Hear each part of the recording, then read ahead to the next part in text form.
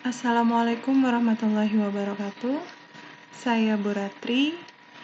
Di kelas 12 ini saya mengajar ekonomi untuk tahun pelajaran 2020-2021 di SMA Perguruan Rakyat 2 Jakarta.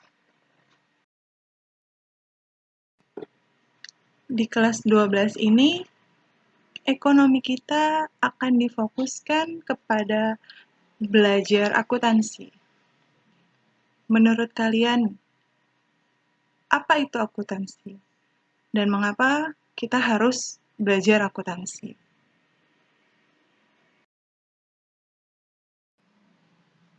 Mengapa kita perlu akuntansi? Mengapa kita perlu mempelajari akuntansi?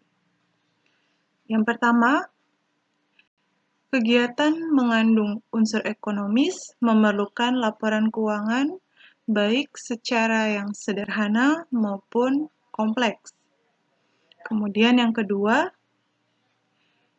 setiap investasi, baik yang kecil maupun yang besar, perlu gambaran sederhana maupun kompleks mengenai kebutuhan dana. Karena apa? Karena dana yang diperoleh dari investasi bisa dari khalayak masyarakat umum maupun dari pasar modal. Dan dana-dana tersebut akan dimintai pertanggungjawaban atas badan usaha tersebut. Kemudian yang ketiga, setiap bidang usaha pasti selalu membutuhkan tenaga administrasi keuangan. Siapapun yang akan membuka usaha pasti akan memerlukan tenaga administrasi keuangan dalam menghitung biaya-biaya yang dikeluarkan dan pendapatan apa yang sudah didapatkan. Nah, di situ perlu perhitungan akuntansinya. Maka dari itu, inilah beberapa alasan mengapa kita harus belajar akuntansi.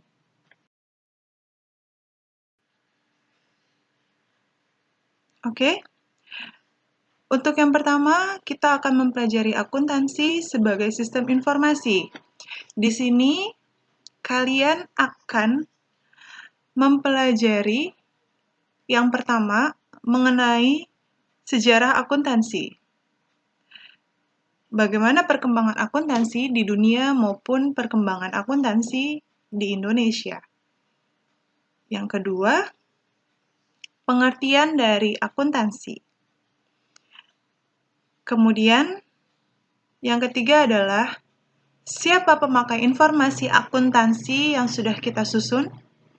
Yang keempat, bagaimana karakteristik kualitas informasi akuntansi. Yang kelima, ada prinsip dasar akuntansi. Yang keenam, ada bidang-bidang akuntansi. Ketujuh, profesi-profesi akuntan. Dan yang kedelapan, setiap profesi mempunyai etika, termasuk akuntan. Jadi kita akan belajar etika profesi akuntan. Sejarah akuntansi dunia dimulai pada tahun 1494, di mana Luca Pacioli mempublikasikan buku yang berjudul Summa de Arithmetica Geometrica Protationi et Proportionalita. Pada buku tersebut terdapat subjudul Tractus de Computis et Scriptoris yang mengajarkan sistem pembukuan berpasangan. Subjudul inilah yang menjadi cikal bakal munculnya akuntansi. Setahun setelah buku tersebut diterbitkan, akuntansi mulai diterapkan di Italia. Setelah Perang Dunia Kedua, pengaruh akuntansi semakin terasa di dunia barat. Bagi banyak negara, akuntansi merupakan masalah nasional dengan standar dan praktek nasional yang melekat erat dengan hukum dan aturan profesional. Dalam sistem ini, pembukuan dan laporan keuangan dapat tersusun secara sistematis dan terpadu karena dapat menggambarkan laba, rugi, kekayaan, serta hak milik perusahaan. Selanjutnya, sistem akuntansi diberi nama sesuai dengan nama orang yang mengembangkannya atau dari nama negara masing-masing. Misalnya, seperti sistem Anglo-Saxon di Amerika dan Inggris, serta sistem kontinental di Belanda. Saat ini, sistem akuntansi yang paling banyak digunakan adalah Anglo-Saxon.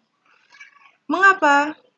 Karena Anglo-Saxon dapat mencatat berbagai macam transaksi secara lebih mudah. Dan sistem Anglo-Saxon ini melakukan pembukuan yang terdapat dalam satu bagian akuntansi. Sedangkan sistem lain justru memisahkan antara pembukuan dengan akuntansi.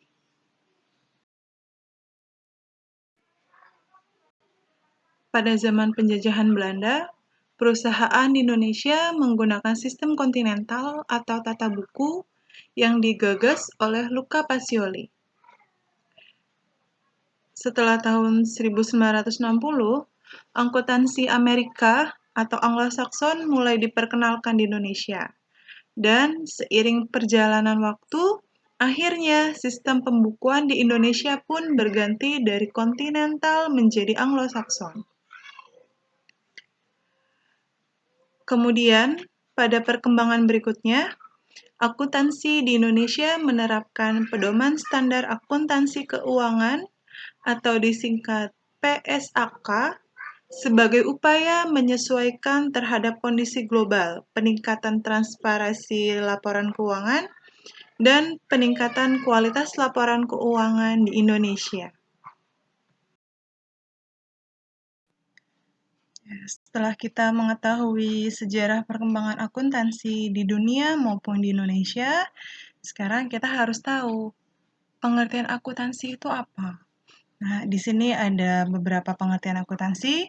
Yang pertama, berdasarkan American Accounting Association, akuntansi adalah proses mengidentifikasi, mengukur, dan melaporkan informasi ekonomi untuk memungkinkan adanya penilaian dan pengambilan keputusan yang tegas dan jelas bagi mereka yang menggunakan informasi tersebut. Yang kedua, menurut America Institute of Certified Public Accountant, akuntansi adalah seni pencatatan, penggolongan, peringkasan yang tepat, dan dinyatakan dalam satuan mata uang. Transaksi-transaksi yang terjadi yang setidaknya bersifat finansial dan penafsiran hasil-hasilnya. Dari dua pengertian ini, kita dapat menarik kesimpulan bahwa akuntansi adalah proses pengidentifikasian, pengukuran, pencatatan, dan pelaporan informasi ekonomi keuangan yang berguna untuk penilaian dan pengambilan keputusan bagi pihak yang memerlukan. Akuntansi mempunyai beberapa manfaat. Yang pertama, untuk perencanaan, koordinasi, pengawasan, serta pengendalian. Manajer sebagai pihak internal yang berkaitan langsung dengan perusahaan membutuhkan informasi akuntansi untuk perencanaan, koordinasi, pengawasan, serta pengendalian kondisi keuangan suatu perusahaan. Kemudian, yang kedua, merencanakan dan menetapkan aktivitas perusahaan. Untuk kepentingan operasional, perusahaan membutuhkan data agar diketahui secara valid dan akurat tentang kondisi likuiditas perusahaan, sehingga dapat terencana dengan jelas apakah perusahaan mampu melakukan pembelian, membayar utang, dan alokasi sumber daya ekonomi lainnya. Yang ketiga, sebagai dasar perhitungan pajak. Setiap badan usaha wajib membayar pajak. Besarnya pajak harus disesuaikan dengan kondisi laba perusahaan. Laba perusahaan ini dapat diketahui melalui proses akuntansi. Kemudian, untuk memperoleh pinjaman dari kreditur. Kreditur memberikan pinjaman biasanya memiliki persyaratan, misalnya rasio likuiditas perusahaan harus bagus. Rasio ini dihitung melalui laporan laporan keuangan, yaitu dengan membandingkan aset yang ada dengan utang lancar perusahaan. Gunanya apa? Gunanya untuk mengetahui apakah perusahaan tersebut dapat memenuhi kewajiban utang jangka pendeknya atau tidak. Kemudian, yang kelima, menyediakan informasi keuangan bagi investor. Setiap pihak pasti akan berhati-hati dalam melakukan investasi. Sikap waspada dan pertimbangan yang matang untuk memutuskan apakah investor menyerahkan uangnya atau tidak kepada perusahaan tersebut. Itu bisa dilihat dari keuangan perusahaan tersebut. Kemudian yang keenam, menjadi bahan pertimbangan bagi rekan bisnis. Perusahaan tidak akan mau bekerja sama dengan perusahaan yang memiliki kondisi keuangan yang kurang baik. Hal tersebut jelas, perusahaan menginginkan memperoleh keuntungan dari setiap hubungan bisnisnya.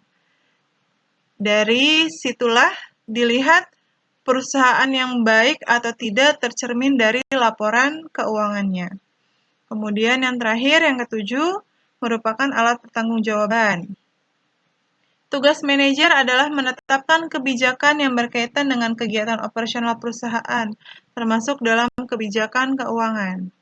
Kebijakan tersebut dapat berjalan baik atau tidak, dapat diketahui melalui laporan keuangan di setiap akhir periodenya. Oke anak-anak, kita berlanjut kepada pemakai informasi akuntansi. Siapa saja pihak-pihak yang dapat menggunakan informasi akuntansi yang sudah kita susun? Itu ada dua, kita bagi menjadi dua, pihak internal dan eksternal. Pihak internal adalah pihak yang berhubungan langsung dengan operasional perusahaan. Misalnya, pimpinan perusahaan. Baik itu manajer, direktur, atau yang lainnya. Mereka membutuhkan informasi akuntansi berkaitan dengan pertanggungjawaban mereka untuk menentukan, misal harga pokok produksi. Manajer bidang produksi membutuhkan informasi akuntansi yang berhubungan dengan perhitungan biaya produksi. Kemudian, ada pihak eksternal, pihak yang mempunyai kepentingan dalam perusahaan tetapi tidak terlibat secara langsung secara operasional. Yang pertama, ada pemilik perusahaan. Pemilik perusahaan pasti ingin mengetahui apakah bisnisnya berjalan dengan baik atau tidak. Mengetahui posisi keuangan, melihat investasi, membandingkan jumlah rekening dengan periode sebelumnya, dan prospek perusahaan tersebut di masa yang akan datang. Kemudian, ada karyawan. Mengapa? Karyawan membutuhkan informasi keuangan sebagai bahan perundingan kontrak kerja, pengajuan kesejahteraan, maupun kepentingan karyawan yang lainnya. Kemudian, ada kreditur. Kreditur adalah pihak yang memberikan bantuan barang kredit maupun pinjaman dalam perusahaan.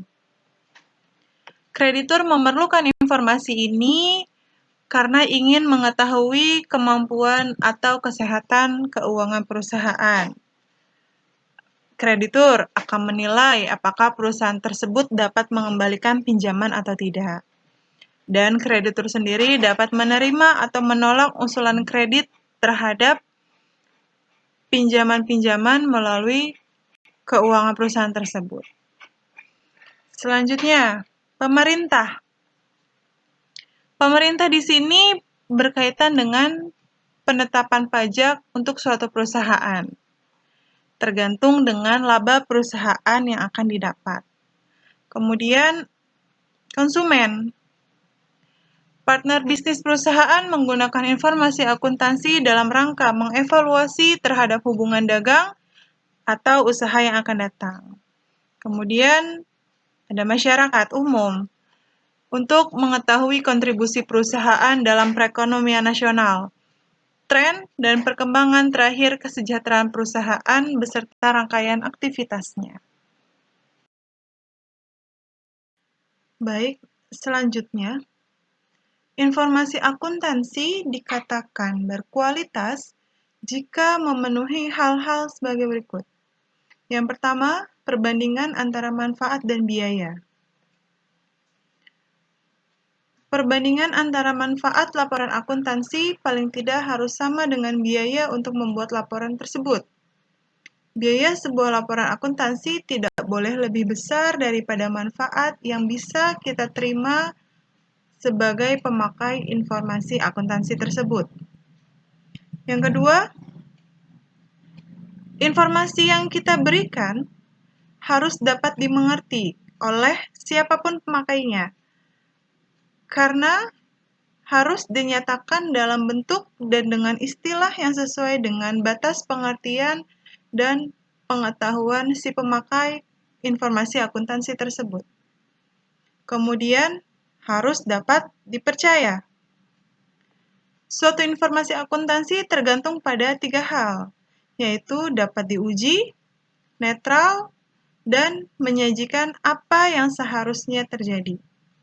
Dapat diuji berarti harus dapat diuji kebenarannya oleh para penguji independen dengan menggunakan metode pengukuran yang sama. Netral di sini maksudnya adalah informasi harus diarahkan pada kebutuhan umum pemakai dan tidak tergantung pada pihak-pihak tertentu. Kemudian, akuntansi harus dapat dipercaya sesuai dengan kondisi yang sebenarnya terjadi. Kemudian, kualitas informasi akuntansi adalah harus relevan.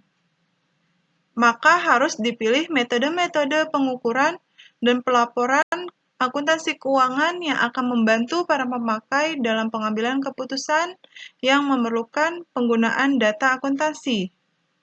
Kemudian, akuntansi harus materiality atau cukup berarti.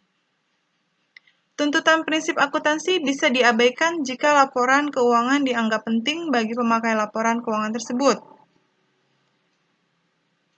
Tuntutan prinsip akuntansi bisa diabaikan selama tidak menyebabkan kekeliruan atau kesalahan laporan yang mempengaruhi keputusan atau penilaian pembaca laporan. Kemudian, nilai prediksi. Informasi tentang keadaan keuangan masa sekarang atau kinerja masa lalu bisa memiliki nilai prediksi. Artinya dapat digunakan sebagai dasar pertimbangan untuk memprediksi masa yang akan datang. Kemudian harus ada umpan balik atau feedback.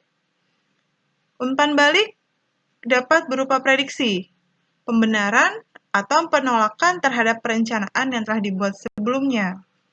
Kemudian, kualitas informasi akuntansi harus tepat waktu, disampaikan sedini mungkin agar dapat digunakan sebagai dasar untuk membantu dalam pengambilan keputusan dan untuk menghindari tertundanya pengambilan keputusan.